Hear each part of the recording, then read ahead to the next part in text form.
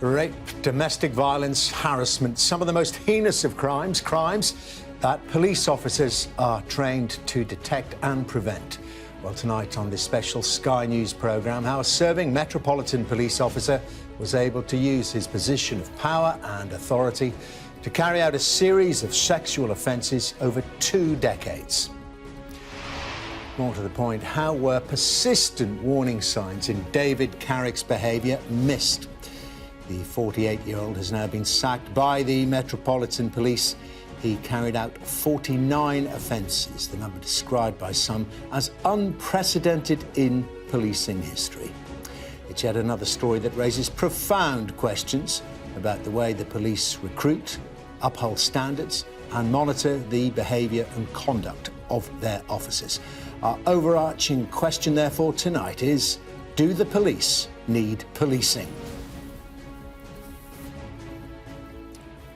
Well, coming up, we'll look at the wider culture within policing and speak to one woman who knows only too well what happens when police abuse their powers. But first, let's begin with analysis from Sky's crime correspondent, Martin Bruntz. So, Martin, at the centre of this is one man, David Carrick, of course, and Sky News has spoken to one of his victims today, haven't we?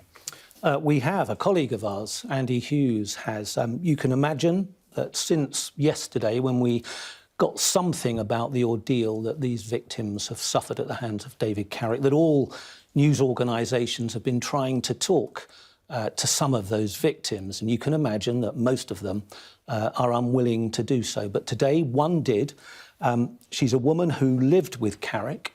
She's now in her 40s, and she has described how the man she fell for, her dream man, suddenly over time became evil.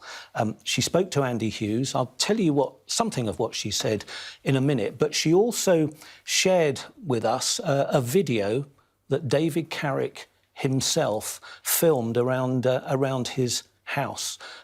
You can even see him in it briefly, but this is the video.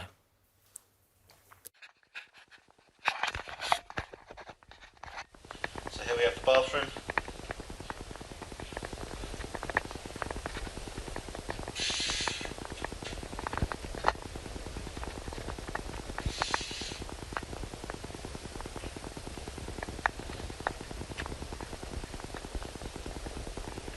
Out to the hallway, we've got the heating for the bathroom floor, into Mina bedroom. Hey.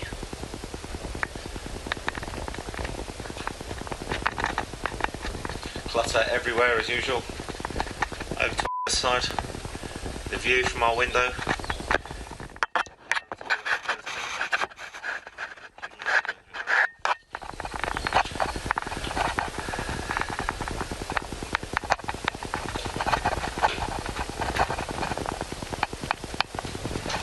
Out to the corridor, we've got cupboard space outside here, office.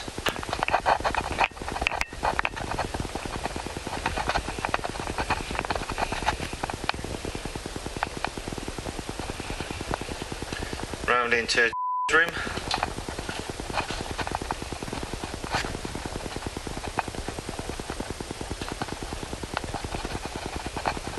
Again, clutter everywhere.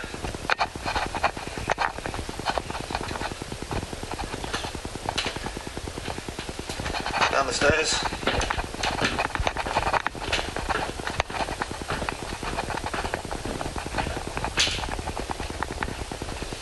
Into the kitchen.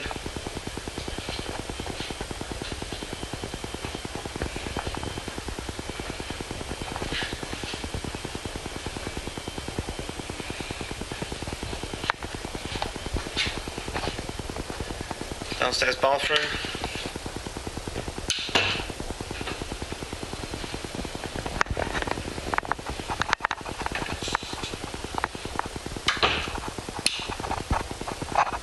More cupboard space in here.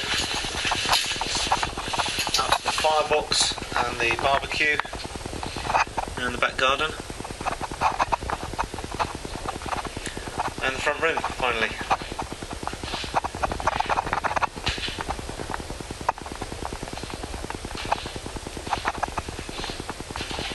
Getting back up to the back garden.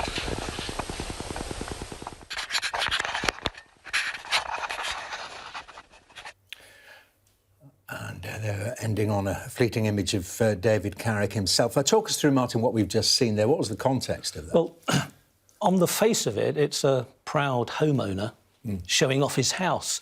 We think he filmed it for a friend who just wanted to see where he was living. And he goes around the video, room by room. At one point, and you only see it very briefly, he's going around the bathroom, he goes around the house one by one. But at one point, you see, and I think he mentions the cupboard. But, you know, if you think about what we now know about that cupboard, according to the police, that is where David Carrick locked some of his victims. We just see it there, just underneath the That's staircase. it. So tiny cupboard. Yeah, I mean, and it is small. One police officer described it as no bigger than a dog case or dog cage. The point about that, and this is where it gets really chilling, he locked some of his victims inside there, and according to the police, for up to 10 hours. This is his home, but it's also the place where he raped and abused an awful lot of his victims, including the woman that we've been speaking to. Now, legally, she can't be identified because she's the victim of sex abuse, and she's chosen, quite rightly, not to waive her right to anonymity. But what she did do, in talking to our colleague, was to give a chilling insight into her life with Carrick, a man she said that she fell for. Here's some of what she said to us. He boasted about his job at the Met. He told me the safest place I can be was with him. At first, he was the dream man. He was so charming, but over time, that changed. And this is the change that came over him. He was so evil, she said, I have no idea how someone so messed up can be a police officer. Never mind give him a gun. If he'd shot someone, I wouldn't have been surprised. She also said that he boasted of guarding the Queen at Windsor Castle and Barack Obama. And she met his police colleagues. She said, when I started to speak to his friends, he would stop me. He didn't want me to talk to anyone. A couple of his colleagues reached out to me after that. A couple have been in touch since his arrest as well. Clearly suggesting in that last comment that there were colleagues of David Carrick's at the Met who were concerned about her, must have had some idea of what was going on. But as far as we know, nobody blew a whistle. Nobody reported him to the Met or to the other forces that were involved, apart from some of his victims. But we know what happened about those complaints. They weren't acted on until 2021. And these are the most troubling aspects of this case. So let's take you through the events that led up finally to the arrest of David Carrick. So the 48-year-old joined the Metropolitan Police, as Martin was telling us, 22 years ago. Then, while still in his 2-year probationary period, Carrick was accused of harassment and assault against a former partner. He was not arrested by the Met and no further action was taken. Then, between 2003 and 2009, Carrick raped multiple women who he abused, threatened with violence and demeaned. In 2016, Carrick was a suspect in a Hampshire police investigation following an allegation of harassment. The investigation was later closed. In this time, Carrick continued to rape and sexually abuse multiple women. In 2017, Carrick was re-vetted 6 years late by Metropolitan Police, and he passed. Then 2 years later, Hertfordshire Police received a report of assault between Carrick and a woman during a domestic incident. No further action was taken then. And in July 2021, a woman reported being raped by Carrick a year earlier. He was arrested by Hertfordshire Police, but no further action was taken once again. And 3 months later, a 50-year-old woman reported that she was raped by Carrick in September 2020. He was arrested, charged and suspended by the Met. Then a further 12 women came forward. Well, Downing Street says cases like Carrick's are shattering public trust in the police. Well, I'm joined now by Mina Smallman, whose daughters were murdered in 2020, and photographs, you may remember, of their bodies were then shared by Metropolitan Police officers. Hello there, Mina Smallman. Very good to see you. The reaction from Downing Street, from Number 10, is shattering, and I think that goes for all of us. And I take it you're actually not surprised by the story of David Carrick? No, sadly, no. This kind of behaviour has been allowed to flourish in plain sight, and we need to do something about this. Rhetoric now from politicians isn't good enough because we know what the problems are. We need to empower SMARC. We need to put legislation in place where action can be taken. And the thing I want to say is, I want the police officers whose duty it was, who met with him and had to talk to him, I want their names. I want them publicised because they are culpable. We keep on skirting around that issue, but who are these people who are just saying, it's all right, mate, you're part of the club, keep your nose clean and it will disappear. This is happening time and time again. I want their names. I want to know whose job it was to line manage him and didn't do their job. That's what I want. This is a cultural and structural problem. Do you think that is the key to trying to sort out this mess? Now, you mentioned Sir Mark Rowley, yes, the relatively new Commissioner of the Metropolitan Police, September 2022, September last year, so he's been in post nearly 4 months. Are you prepared to give him some time to do yes, that? And do you believe that that is his project as well? I do. I've had conversations with him and I've been very direct.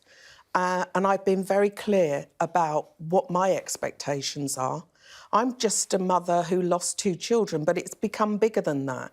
It's not now just about my 2 daughters. It's about every family that has lost a woman, a daughter, a child to acts of violence.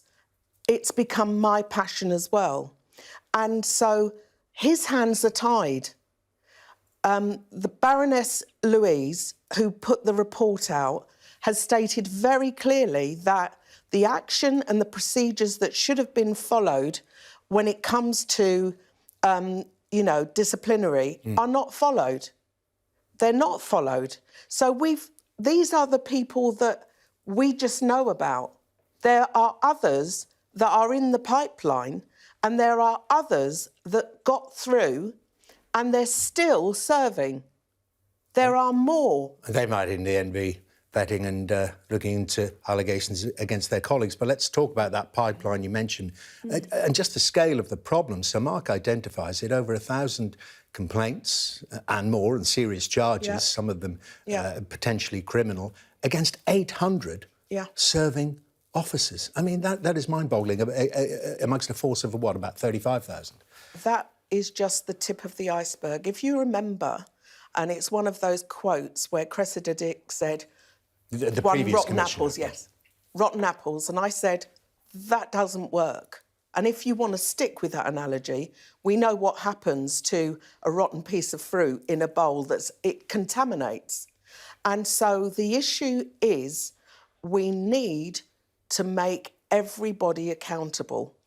Now, we need to give powers to SMARC to be able to do what he wants to do.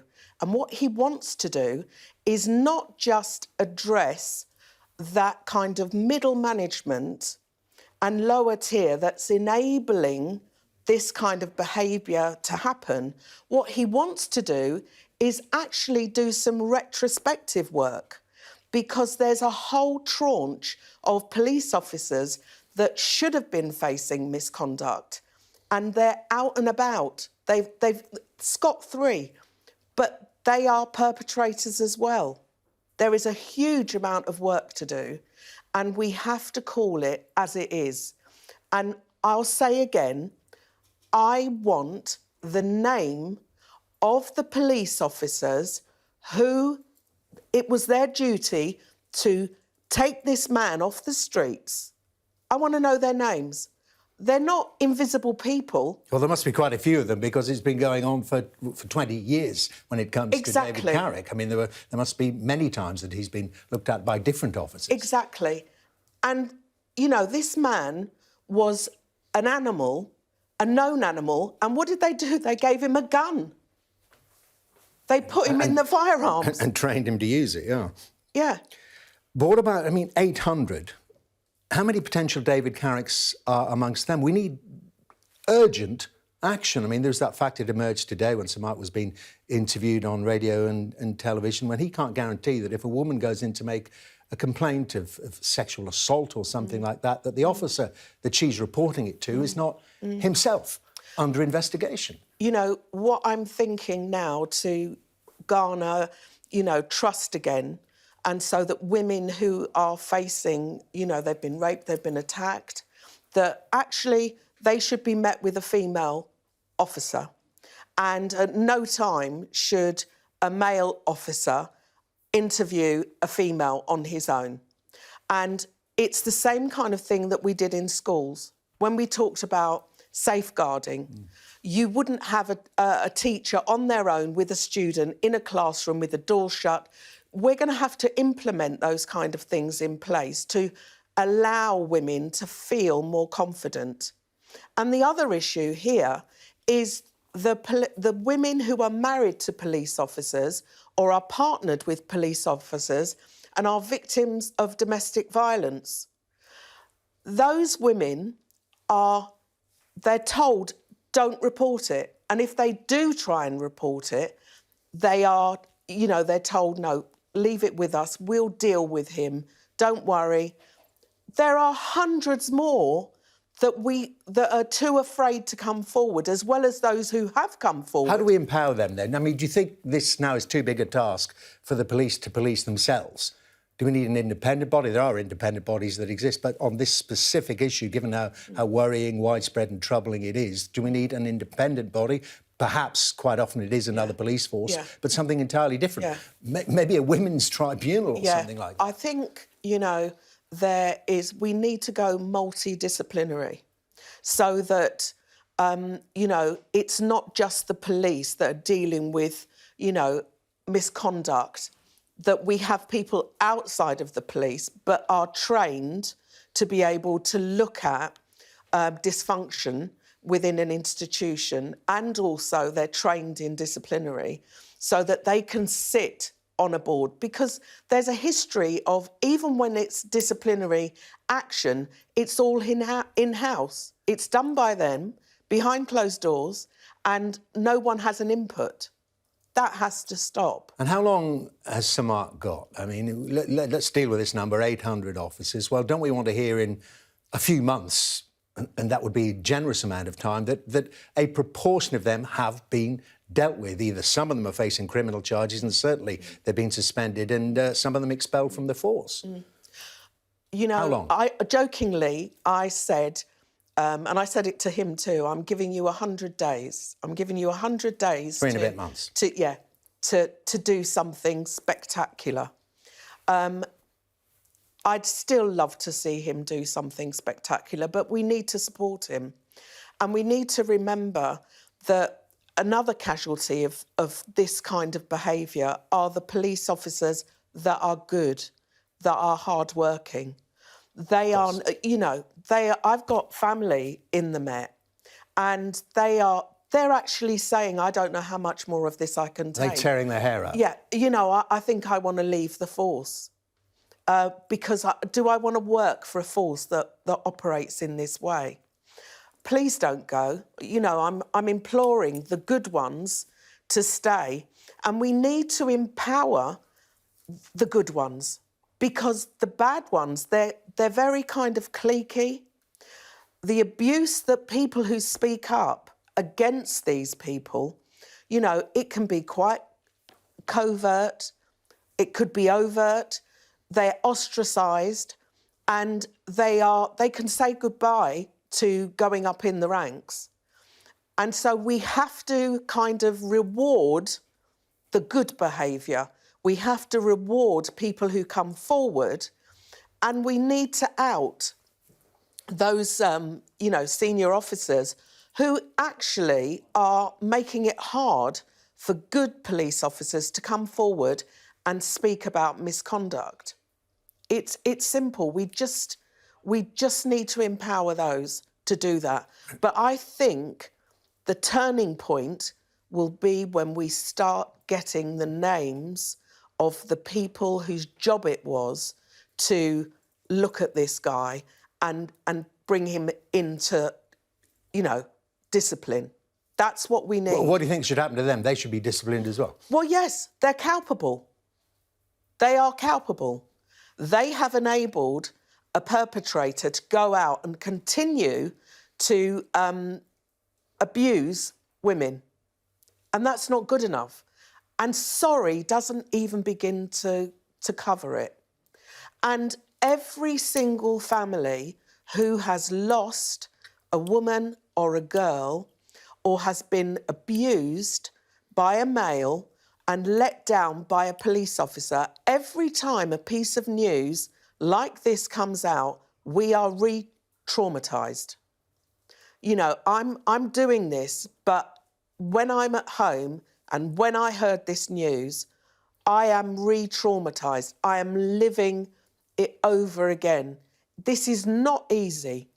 And, you know, I just thank God that I've got enough strength to be able to do this. And I do it because I want it to stop.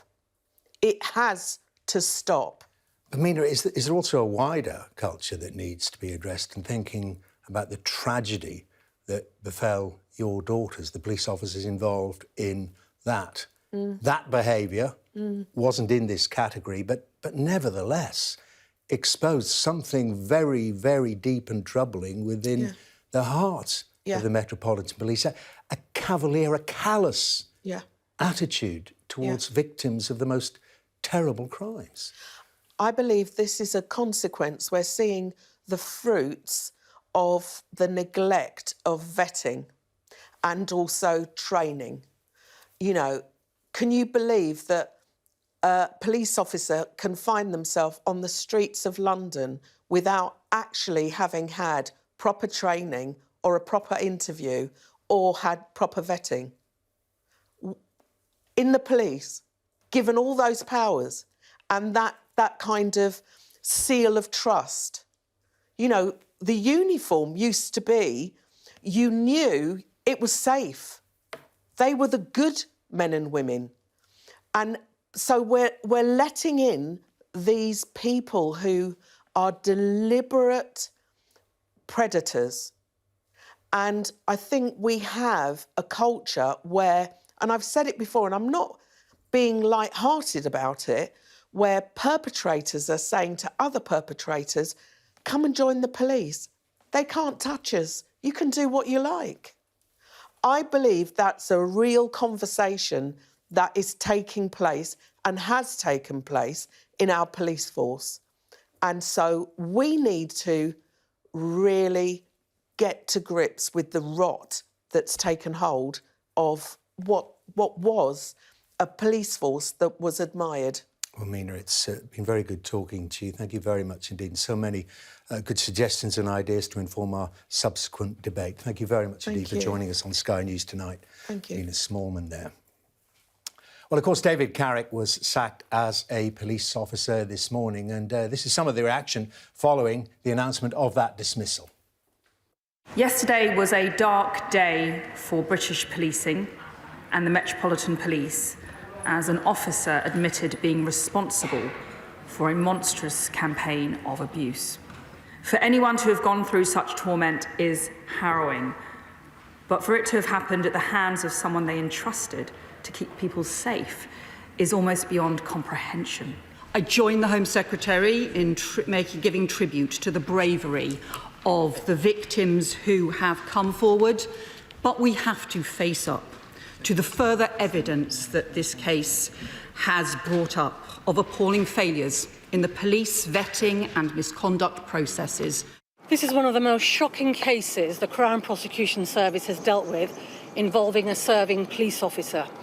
anyone hearing of the 49 counts David Carrick has pleaded guilty to against 12 victims would agree the sheer magnitude of his offending is horrifying.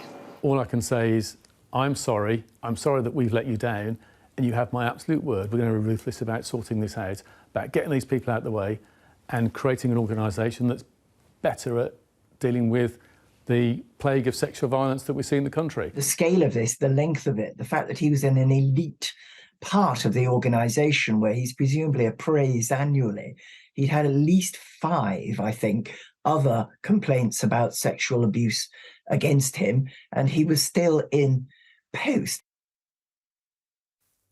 Some of the reaction after the announcement of the sacking of David Carrick by the Metropolitan Police today. But he stayed in post, of course, despite allegations of rape for many years. That therefore highlights the huge problems at the heart of the policing system.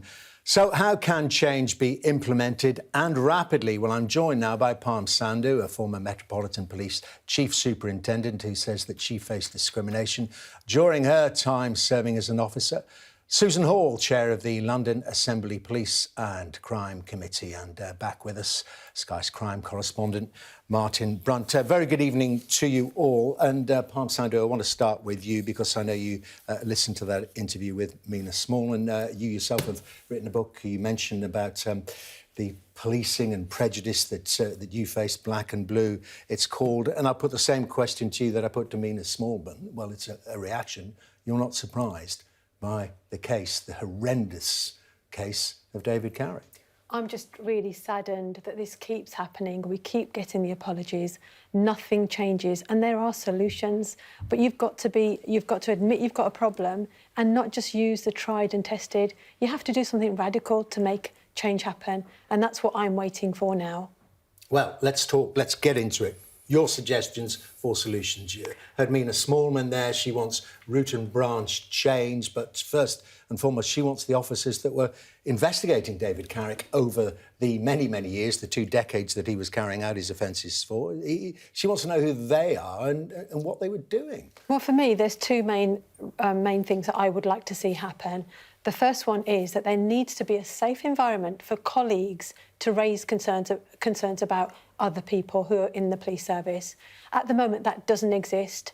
There needs to be some sort of support network so that women and men can say, this guy has got a nickname, he earned that nickname by doing this. Because you don't just get a nickname like that. Your behaviour has got to be challengeable. But what happens is if a woman or a man raises issues about a colleague, they are then demonised, they are victimised, their promotions, development, all of it is affected. And unfortunately, as a woman, and speaking from experience, if you raise a concern and then you press an emergency button because you're out on the street, they're going to wait before they get to you. So you're going to get your head kicked in. So you have a choice between surviving and just getting on with the job, or actually calling out the behaviours that we've seen apparent.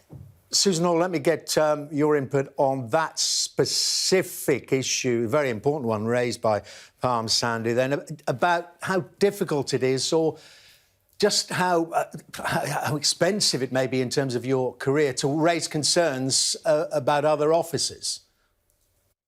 Well, that's right. Actually, it must have been about 6-9 months ago.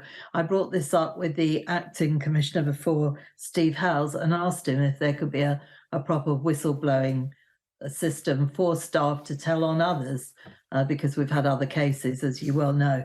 And he said there was no need for that. I think it's right that there is a safe space that people can go to. I completely agree with your other guest, Parm.